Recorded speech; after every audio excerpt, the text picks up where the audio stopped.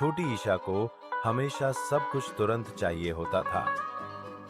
अगर कोई काम बहुत मुश्किल लगता था तो वह लगभग तुरंत ही हार मान लेती थी।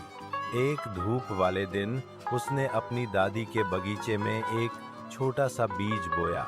उसकी समझदार नानी मुस्कुराई और बोली, यह एक धैर्य का फूल है ईशा। हर दिन ईशा मिट्टी में खोदती थी, यह देखने के लिए उत्सुक कि फूल खिला है या नहीं। लेकिन उसने कितनी भी बार जांच की, फूल वहां कभी नहीं था। ईशा बहुत उदास और निराश हो गई कि कुछ भी नहीं हो रहा था। नानी ने धीरे से समझाया, धैर्य का मतलब है इंतजार करना प्रिय ईशा।